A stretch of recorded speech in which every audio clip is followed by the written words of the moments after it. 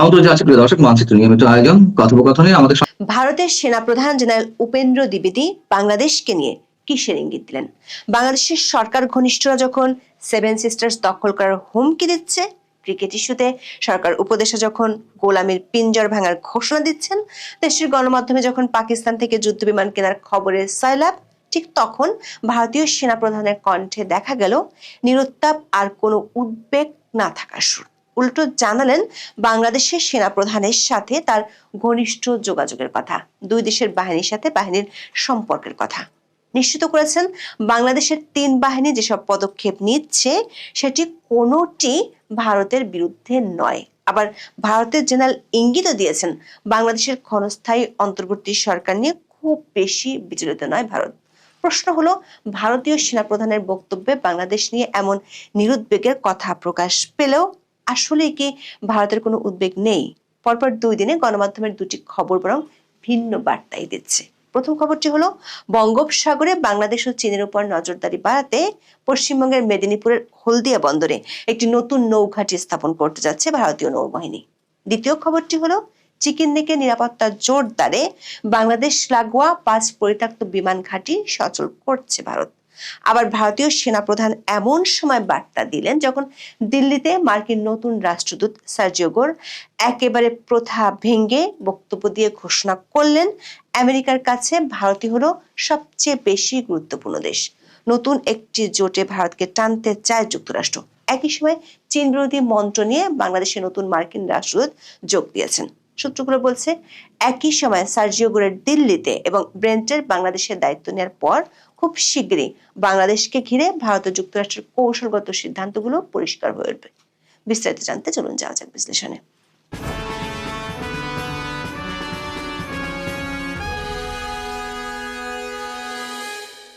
কূটনৈতিক মহলে একটি কথা প্রচলিত আছে, অন্তর্বর্তী সরকারের আমলে বাংলাদেশকে ঘিরে ভারতের মধ্যে যে উদ্বেগ সেটির ভিন্ন রূপ দেখা যেতে পারে যদি ভারত ও আমেরিকার মধ্যে যে দূরত্ব তা কমে আসে। একসময় ট্রাম্প ও মোদির বন্ধুত্ব আন্তর্জাতিক গণমাধ্যমের শিরোনাম হলেও শুল্ক ইস্যুতে সে বন্ধুত্বে দৃশ্যমান ফাটল দেখা গেছে। দিল্লির সঙ্গে ওয়াশিংটনের চলছে কূটনৈতিক টানাপোড়েন। ভারতের উপর এরই মধ্যে 50% শুল্ক চাপিয়েছে আমেরিকা। সেই শুল্ক আরো বাড়ানোর ইঙ্গিত দিয়ে রেখেছেন ট্রাম্প। দফায় দফায় আলোচনার পরেও দুদেশের বাণিজ্য চুক্তি এখনো চূড়ান্ত রূপ পায়নি। এমন পরিস্থিতিতে ভারতের নতুন রাষ্ট্রদূত হিসেবে যোগ দিলেন ট্রাম্পের বন্ধু ও বিশেষ দূত সার্জিও গোর। যোগ দিয়ে ভেঙেছেন প্রথা। সাধারণ কূটনৈতিক প্রথা হলো, রাষ্ট্রপতির কাছে নথিপত্র জমা পড়ার পরেই জনসমক্ষে কোনো বক্তব্য দেন কোনো দেশের রাষ্ট্রদূত। কিন্তু শুক্রবার দিল্লিতে পৌঁছে রাষ্ট্রপতির সাথে সাক্ষাতের আগেই বক্তব্য দিলেন গোর। গোর বলেছেন, আমেরিকার কাছে ভারতই হলো সবচেয়ে বেশি গুরুত্বপূর্ণ দেশ। ভারতের সঙ্গে বন্ধুত্ব আমেরিকার কাছে যতটা গুরুত্বপূর্ণ ততটা আর কোনো দেশের ক্ষেত্রেই নয়। সিলিকন, সেমিকন্ডাক্টর এবং কৃত্রিম মেধা প্রযুক্তিতে ভারতের সঙ্গে জোট বাঁধতে চায় তারা। জানালেন, আন্তর্জাতিক ওই জোটে পূর্ণ সময়ের সদস্য হওয়ার জন্য ভারতকে আমন্ত্রণ জানাবে আমেরিকা। প্রশ্ন হলো, যে ট্রাম্প প্রশাসন এতদিন ভারতকে দূরে রেখেছে সেখানে হঠাৎ করেই ট্রাম্পের দূত কেন বলছেন ভারতই আমেরিকার কাছে সবচেয়ে গুরুত্বপূর্ণ দেশ? বিশ্লেষকরা বলছেন, ইন্দো প্যাসিফিকে চীনের আধিপত্য কমাতে যুক্তরাষ্ট্রের কাছে ভারতের কোনো বিকল্প নেই। এই অঞ্চলের দেশগুলোর সাথে চীনের সামরিক সখ্যতা বেরিয়ে চলেছে, যেটি নিয়ে উদ্বিগ্ন ট্রাম্প প্রশাসন। একদিন আগেই বাংলাদেশের গণমাধ্যমে খবর বেরিয়েছে, সামরিক ড্রোন কারখানা স্থাপনে চীনের সাথে 608 কোটি টাকার চুক্তি স্বাক্ষর করবে বাংলাদেশ। বিজনেস স্ট্যান্ডার্ডের খবরে বলা হয়েছে, আকাশ প্রতিরক্ষার সক্ষমতা জোরদারে সামরিক ড্রোন উৎপাদন কারখানা স্থাপনের জন্য চীনের সঙ্গে G2G চুক্তি সই করতে যাচ্ছে বাংলাদেশ। আনুষ্ঠানিক চুক্তির আগে গত 6 জানুয়ারি অর্থ মন্ত্রণালয় প্রকল্প প্রস্তাবের অনুমোদন দেয়। 608 কোটি 8 লাখ টাকার এই প্রকল্পে ড্রোন ম্যানুফ্যাকচারিং প্ল্যান্ট, প্রযুক্তি আমদানি ও স্থাপনার জন্য এলসি খোলা এবং পরিশোধ বাবদ বরাদ্দ রাখা হয়েছে 570 কোটি 60 লাখ টাকা। এই খবর যেদিন প্রকাশিত হয়েছে সেদিনই বাংলাদেশে পা রেখেছেন নতুন মার্কিন রাষ্ট্রদূত ব্রেন্ট ক্রিস্টেনসেন। তিনি অবশ্য এখনো আনুষ্ঠানিক কোনো বক্তব্য না দিলেও কূটনৈতিক সূত্রগুলো বলছে, বাংলাদেশে চীনের ক্রমবর্ধমান প্রভাব মোকাবেলায় কাজ করবেন ব্রেন্ট ক্রিস্টেনসেন। বাংলাদেশের পরবর্তী রাষ্ট্রদূত হিসেবে মনোনীত হওয়ার পর গত 24 অক্টোবর যুক্তরাষ্ট্রের সিনেটে ব্রেন্ট ক্রিস্টেনসেনের শুনানি অনুষ্ঠিত হয়। সেই শুনানিতে কিভাবে চীনের ক্রমবর্ধমান প্রভাব মোকাবেলা করা হবে তা তুলে ধরেছিলেন। দর্শক, গত 23শে জুলাই 110তম কংগ্রেসের প্রথম অধিবেশনে থিঙ্ক টুয়াইস অ্যাক্ট 2025 নামের একটি আইন আনে ট্রাম্প সরকার, যার একমাত্র লক্ষ্য চীনের অস্ত্র বিক্রি মোকাবেলায় কৌশল নির্ধারণ এবং সংশ্লিষ্ট দেশগুলোকে চীনের অস্ত্র কেনার নিরুৎসাহিত করা। কিন্তু ইন্দো প্যাসিফিক অঞ্চলে এই নীতিতে খুব বেশি সফল হতে পারছে না যুক্তরাষ্ট্র। এর বড় কারণ ভারতের সাথে দূরত্ব, আর তাতে মার্কিন উদ্বেগ বাড়ছে। দর্শক, মার্কিন উদ্বেগ না কমলেও চীন ও পাকিস্তান কেন্দ্রিক বাংলাদেশের সামরিক তৎপরতা নিয়ে ভারতের মধ্যে কোনো উদ্বেগ নেই, এমনটাই শোনা গেছে ভারতের সেনাপ্রধান জেনারেল উপেন্দ্র দ্বিবেদীর বক্তব্যে। 13 জানুয়ারি নয়াদিল্লিতে সেনাবাহিনীর বার্ষিক সংবাদ সম্মেলনে এক প্রশ্নের জবাবে তিনি বলেছেন, যে কোনো ধরনের ভুল বোঝাবুঝি এড়াতে ভারত ও বাংলাদেশের সামরিক বাহিনীর মধ্যে একাধিক যোগাযোগের চ্যানেল খোলা রয়েছে। একজন সাংবাদিক প্রশ্ন করতে গিয়ে বলেন, বাংলাদেশের সঙ্গে পাকিস্তানের সম্পর্কে যে নতুন সমীকরণ, সেটা ভারতের জন্য হুমকি হিসেবে দেখা হচ্ছে। ভারতীয় সেনাবাহিনী বিষয়টি কিভাবে দেখছে? ভারতের আনন্দবাজার পত্রিকা লিখেছে, জেনারেল উপেন্দ্র ইঙ্গিত দিয়েছেন, ঢাকার অন্তর্বর্তী সরকারের মেয়াদ বেশি দিন নয়, তাই তাদের পদক্ষেপ নিয়ে বেশি চিন্তা করা হচ্ছে না। জেনারেল উপেন্দ্র দ্বিবেদী বলেছেন, প্রথমত বাংলাদেশের ক্ষমতায় কি ধরনের সরকার রয়েছে তা বোঝা গুরুত্বপূর্ণ। যদি এটি একটি অন্তর্বর্তী সরকার হয়, তাহলে দেখতে হবে তারা যে পদক্ষেপগুলো নিচ্ছে সেগুলো আগামী 4-5 বছরের জন্য নাকি কেবল আগামী 4-5 মাসের জন্য। ভারতীয় সেনাপ্রধান বলেন, বিবেচনা করতে হবে এখনই কোনো তাৎক্ষণিক প্রতিক্রিয়া জানানোর প্রয়োজন আছে কিনা।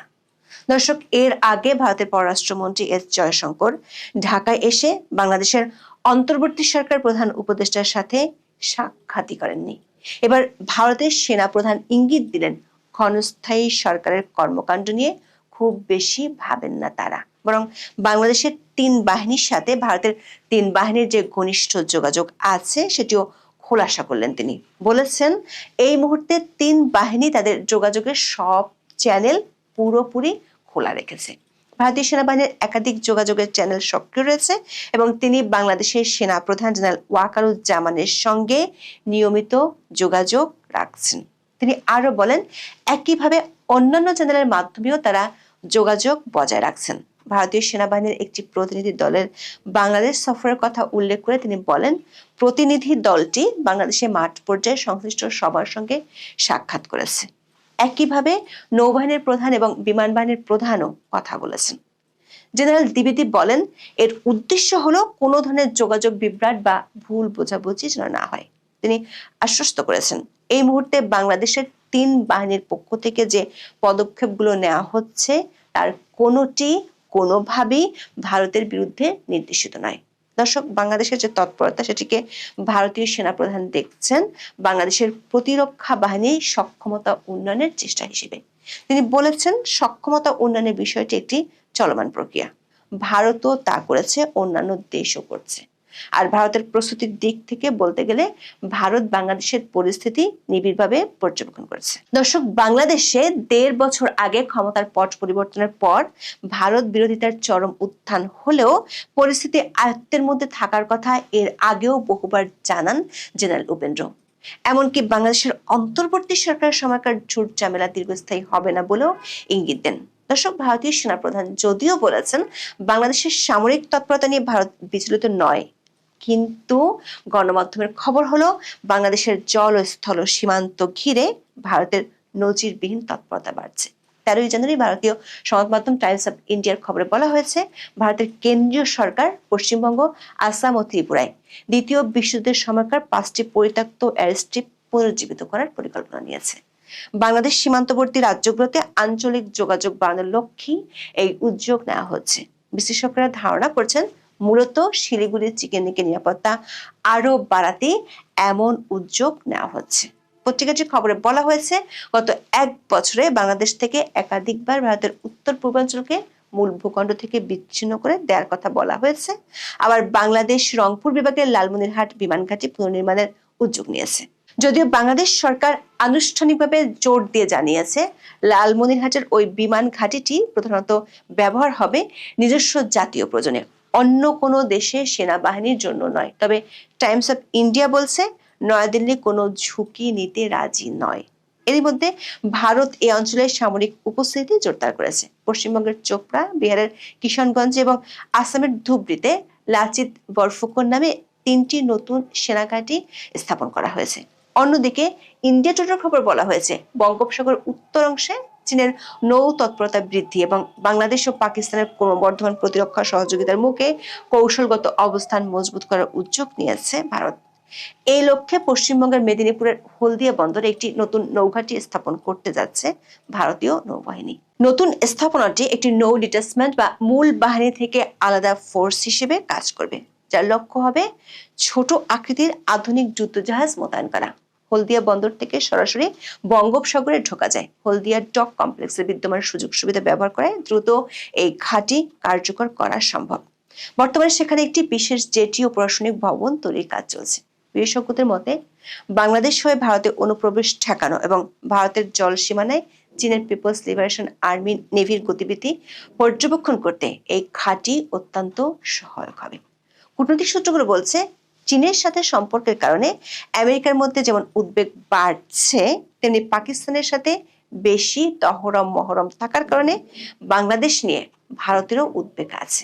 পাকিস্তান থেকে যুদ্ধ বিমান কেনার আগ্রহের খবর এসেছে সংবাদ মাধ্যমে। রয়টার্সের এক প্রতিবেদনে জানানো হয়, পাকিস্তান ও বাংলাদেশের বিমান বাহিনীর প্রধান সম্ভাব্য একটি প্রতিরক্ষা চুক্তি নিয়ে আলোচনা করেছেন। এর আওতায় ঢাকার কাছে J-17 থান্ডার জেট ফাইটার বিক্রির প্রস্তাব রয়েছে। বাংলাদেশের পক্ষ থেকে আনুষ্ঠানিক কোনো বক্তব্য পাওয়া না গেলেও এ বিষয়ে বিবৃতি দেয় পাকিস্তানের আন্তঃবাহিনী জনসংযোগ পরিদপ্তর ISPR। যদিও অন্তর্বর্তী সরকার গত 17 মাসে হরে দরে সবাইকে বলে যাচ্ছে বিমান কেনার কথা। প্রথমে চীন থেকে যুদ্ধ বিমান কিনতে চেয়েছে, তারপর ইতালি থেকে ইউরোফাইটার টাইফুন কেনার জন্য MOU স্বাক্ষর করেছে, এরপর সবশেষ পাকিস্তান থেকে কেনার কথা সামনে এসেছে। অথচ এই যে যুদ্ধ বিমান কেনার মাধ্যমে বিমান বাহিনীকে আধুনিকায়নের যে উদ্যোগ, সেটি ছিল বিগত সরকারের, মানে আওয়ামী লীগ সরকার। আওয়ামী লীগ এজন্য ফোর্সেস গোল 2030 নির্ধারণ করেছিল। এইগুলোর অধীনে শেখ হাসিনার আমলে বাংলাদেশের সশস্ত্র বাহিনীতে 5 বছরে ভূমি থেকে আকাশে উৎক্ষেপণযোগ্য ক্ষেপণাস্ত্র সিস্টেম ও মানববিহীন ড্রোন সহ অন্তত 23 ধরনের নতুন আধুনিক প্রযুক্তির যুদ্ধ সরঞ্জাম সংযোজন করা হয়েছিল। এমনকি তখন সশস্ত্র বাহিনীর প্রতিবেদন অনুযায়ী সেনাবাহিনীর জন্য surface two air missile system আনা হয়েছিল চীন থেকে। আওয়ামী লীগ সরকার আমলে ভূমি থেকে আকাশে উৎক্ষেপণযোগ্য ক্ষেপণাস্ত্রের প্রথম পরিচিতি ঘটে বাংলাদেশে। প্রশ্ন হলো, তখন চীন থেকে অস্ত্র কেনা নিয়ে আমেরিকার উদ্বেগ ছিল না, এখন কেন দেশটির উদ্বেগ বাড়ছে? আর একই সময় বাংলাদেশের সীমান্ত ঘিরে ভারতের তৎপরতাও নজিরবিহীনভাবে বাড়ছে। আবার সার্জিও গোর নতুন করে ভারত ও যুক্তরাষ্ট্রের সম্পর্কের ইঙ্গিত দিয়ে ভারতে তার ইনিংস সূচনা করেছেন। বাংলাদেশের ব্রেন্ট ক্রিস্টেনসেনও তার চীন বিরোধী বার্তা সরকারের কাছে পৌঁছে দিয়েছেন। প্রশ্ন হলো, কূটনীতিকদের পুরনো যে সমীকরণ, এই অঞ্চলে ভারত ও আমেরিকার স্বার্থ অভিন্ন হলে দক্ষিণ এশিয়ার আঞ্চলিক রাজনীতি আর রাজনীতির সমীকরণ যে পাল্টে যেতে পারে, তার শুরু কি শিগগিরই হবে? যদি তাই হয়, তাহলে তার প্রভাব নিঃসন্দেহে বাংলাদেশেও। আসসালামু আলাইকুম রহমতুল্লাহি ওয়া বারাকাতুহু। সম্মানিত দর্শক, রাজনীতির যে জটিলতা, অস্থিরতা এবং শব্দ, এবং গত 17 মাস ধরে এখানে যে সুর, তাল, লয় এবং ছন্দ চলে আসছিল, জনাব তারেক রহমান সাহেবের বাংলাদেশে ফেরার পর সবকিছু অনেকের জন্য বুমেরাং হয়ে গেছে। অনেকে খামোশ হয়ে গেছেন, মানে চুপচাপ হয়ে গেছেন। অনেকে নতুন করে ভাবতে শুরু করেছেন, অনেকে নতুন করে শুরু করার কথা ভাবছেন, অনেকের কপাল পুড়েছে, আবার অনেকের উত্থান পতন শুরু হয়ে গেছে। কিন্তু এই যে একটা পরিবর্তন জনাব তারেক রহমান সাহেব বাংলাদেশে আসার পর, এটা কি সাস্টেইন করবে, অর্থাৎ এটা কি স্থায়ী হবে? এভাবে কি চলতে থাকবে? এবং যেটা বিএনপির উত্থান, বিএনপির জোয়ার, বিএনপি সরকার গঠনের প্রক্রিয়া, জনাব তারেক রহমান সাহেবের প্রধানমন্ত্রী হওয়ার যে আওয়াজ, এবং তাকে কেন্দ্র করে যে রেওয়াজ চলছে, মহড়া চলছে, এবং তার প্রতি যেভাবে দলে দলে মানুষ আনুগত্য জানাচ্ছেন, সোহবত জানাচ্ছেন, বায়াত গ্রহণ করছেন, তার হাত স্পর্শ করার জন্য মানুষ পাগল হয়ে যাচ্ছেন। বড় বড় মানুষ যারা কখনো কারো দিকে তাকাতেন না, এতটা নাকুচু, মানে বাংলাদেশে তারা অবস্থা দৃষ্টি মনে হচ্ছিল যে ভুলক্রমে তারা জন্মগ্রহণ করেছেন। তাদের আসলে জন্মগ্রহণ করা উচিত ছিল আমেরিকাতে, ইংল্যান্ডে, সেখানকার রাজকীয় পরিবারে। এইরকম একটা অবস্থা যে ভুলক্রমে তারা যে কোনো কারণে এই বাংলাদেশে এসে বঙ্গমায়ের সন্তান হয়েছেন। তো এই গর্বিত মানুষগুলো তারা সেই গত 20-30 বছর যাবৎ যে গর্ব দেখিয়ে আসছে, সেই গর্বের রীতিমতো একেবারে সর্বনাশ ঘটেছে। এবং সেই গর্ব থেকে তারা যাকে বলা হয় পতিত হতে হতে হতে হতে এখন জনাব তারেক রহমান সাহেবের কাছে এতটা অবনত মস্তকে, এতটা যাকে বলা হয় আনুগত্য নিয়ে, এতটা প্রেমময়তা নিয়ে তারা আত্মসমর্পণ করেছেন, যেটি দেখার মতো দৃশ্য। দেখলে মন ভরে যায়, হৃদয় জুড়ে যায়, চক্ষু শীতল হয়ে যায়। এবং মাঝে মধ্যে ভাবতে ইচ্ছে করে যে কি বিচিত্র সেলুকাস, এই যে আলেকজান্ডার যে বক্তব্য দিয়ে গেছেন এই ভারতবর্ষকে দেখে, এখন যদি আলেকজান্ডার এই দৃশ্য দেখতেন, তিনি সেই বিচিত্র সেলুকাস এই শব্দটি উচ্চারণ করতে পারতেন না। তাকে নতুন করে মানে বলতে হতো যে আরে কিসের সব সেলুকাস বাদ দাও, এই সমস্ত কিছু কিসের সেলুকাস, প্রাণেই বাঁচি না। এই দৃশ্য দেখে এখন আমার মরে যেতে ইচ্ছা করতেছে, প্রাণেই বাঁচবো কিনা এটা হলো সন্দেহ, সেটা হলো পরের ব্যাপার, আগের ব্যাপার, এলোমেলো সব কথাবার্তা তিনি বলা শুরু করে দিতেন আলেকজান্ডার। তো যাই হোক, যেটা বলছিলাম, আমাদের গত 17 মাসে রাজনীতির অঙ্গনে জামাতের একটা বিরাট প্রভাব ছিল, প্রতিপত্তি ছিল।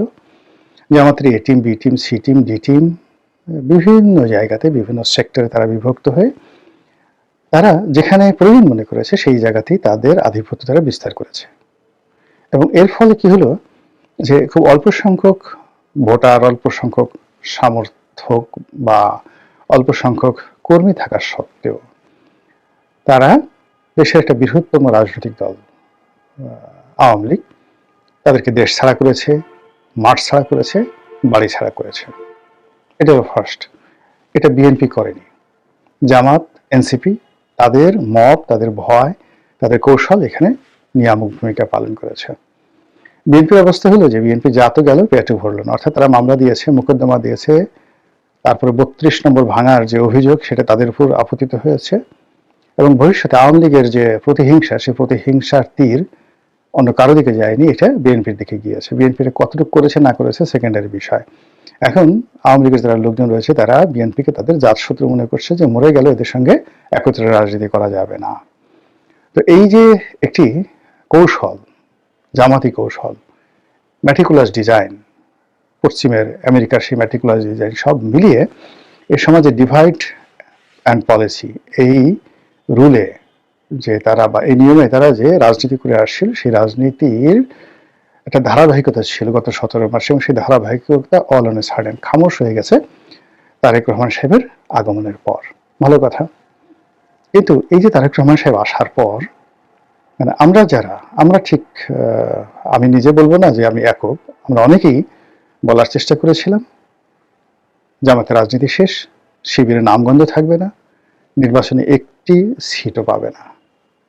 কিন্তু জগন্নাথ বিশ্ববিদ্যালয়ের ছাত্র সংসদ নির্বাচনে তাদের যে নিরঙ্কুশ বিজয়ের পর সবাই বলার চেষ্টা করছে যে কোথায় গেল তারেক রহমান সাহেবের ম্যাজিক। আর এই সময়টিতে যদি জগন্নাথ বিশ্ববিদ্যালয়ে এই অবস্থা হয়,